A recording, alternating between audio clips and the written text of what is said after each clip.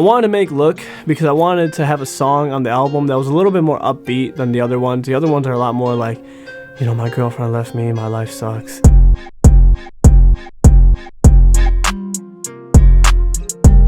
But this one still has a similar premise to the point where it's like, you know, I got nobody around me. It's just me. But I'm kind of flaunting it. Still similar theme, but I wanted to kind of let people know I could rap. Oh, the beat. This is another beat that Jake and I didn't make. We found it on YouTube, and it was just like this Jack Harlow type beat, and it had this amazing guitar, and I just fell in love with it every time.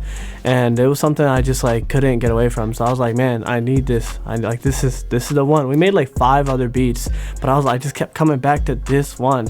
And Jake's like, man, it's a guitar. Like I just can't. I'm like, dude, let's just buy it then. Like, forget it. Like, you know, like, why not? Look around town. You were never up with me, sit your ass down. Look around town. Used to talk shit where your ass at now. You were never up with me when I needed it, so sit your ass down. Like, don't stand up for me now that I'm already like, now that I've made it. So don't stand up for me when I've already made it. Like, bro, humble yourself. Sit down. I don't need you no more. I needed you back then, but not no more. You used to talk shit where your ass at now.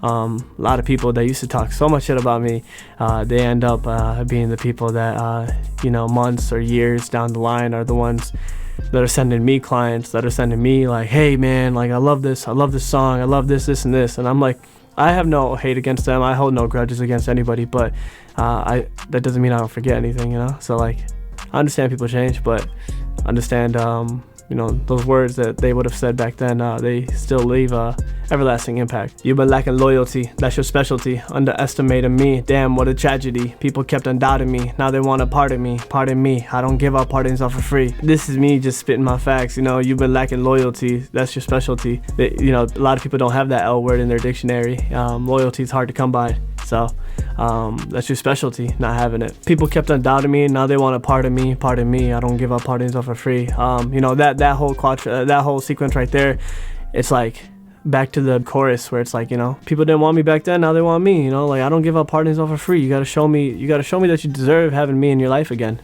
Because once people walk away from me, that's kind of like the end of the story for me, man. You can't just walk right back in like nothing ever happened. Haters want to bother me, I never let them bother me. People always promise me, oh yeah, they always promise me. You know how it be when they trying to catch a body that they never leave, then they switch up like Monopoly. You know how it be when they trying to catch a body. A lot of people be acting up when they wanna like, you know, catch hands or do something. So like I'm like, bro, like relax for a minute. First of all, you be acting out of character. Switch up like Monopoly line.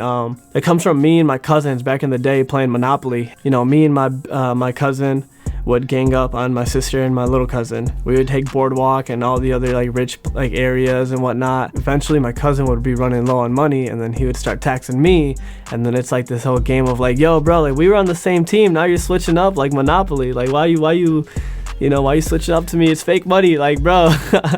I don't know, it's just very interesting. So that line is just more personal for me. Shorty know I ball, got me feeling like Lonzo, looking like I just hit the jackpot lotto. So those 2 bars, we repeated those 2 twice, and it's funny because Lonzo Ball ends up coming to the Bulls, and I'm like, yo, what? Like I just kind of like smoked that into existence. So it's just like a crazy happy accident. Flying back and forth every week, that's the usual. Icon making all the money moves, that's the visual. My come up is so great, even Jesus called it biblical. When you're dealing with Yash, it's everything but typical. Flying back and forth every week, that's literally like almost my life now. You know, some people call it vacation, but it's literally my life and my work. Icon making all the money moves, that's a visual. You know, Icon, we out here. Icon visuals, we out here. Icon, you know, other departments of Icon are eventually gonna be coming, so had to give a shout out to the visual team. My come up is so great, even Jesus called it biblical. Come on now, even Jesus had to recognize me. Like, damn, man. So what's it take for you to not recognize me, man? Damn. When you're dealing with Yash, it's everything but typical. You know, people look at me, they're like, oh, it's just some, you know,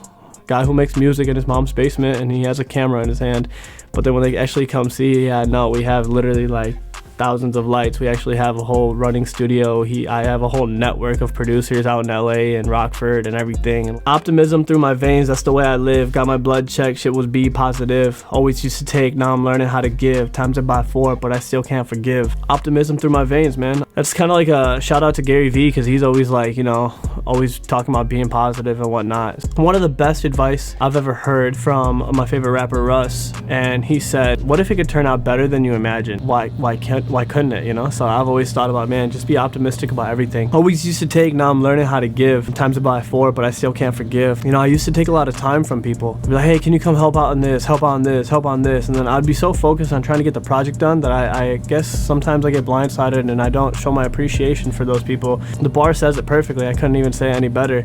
Always used to take, now I'm learning how to give. So I'm learning how to give back as much as I can. So, and then we go back to the Lonzo line, because everyone loved the Lonzo line. So we just kind of say that, you know, 2 more times. But then we actually end up doing the chorus one more time in like a chop and screwed version. That's like the cool new direction that we're doing with Jake, you know, executively producing this album. So we're like, oh yeah, why not? It'll be cool. It's like, it's different. Not many people do chopped and screwed nowadays. So.